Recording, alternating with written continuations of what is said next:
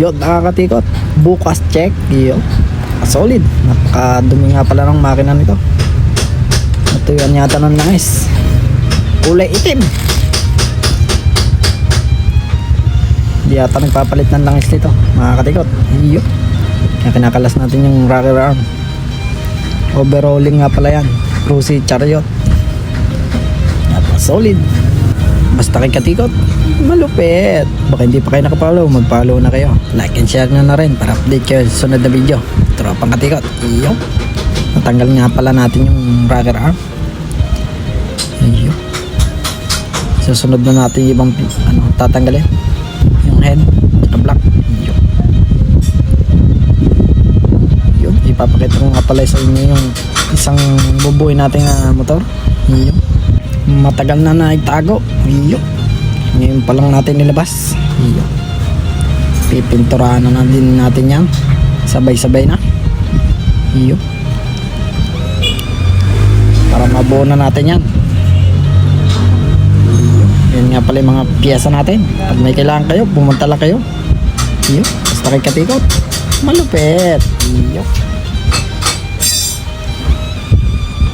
Huwag niyong kakalimutan mga katikot, mag-follow, like and share nyo na rin para update kayo sa sunod na video. Tropa katikot. Yun. Yun nga pala yung pipinturahan natin bago. Yun. Tingnan natin muna yung sa labas. Isang vulcanize. Diyan nga pala ako gumagawa sa loob, sa may bandang kusina. Yun. Natanggal na nga pala natin, hindi na natin napakita. Yun. Tinatanggal ko na nga pala dyan yung cloud housing tsaka clutch lining. Iyo. Solid. Karumi na makina. Matuyuan yata ito ng langis. Kukunti ang nakuha natin langis. Iyo. O-overhaul natin yan para all goods. Iyo. Basta kay katikot, malupit. Iyo.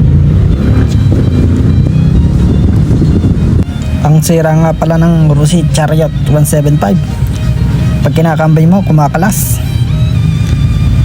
parang walang ngipin. Pag primera nag-neutral kusa. Iyo.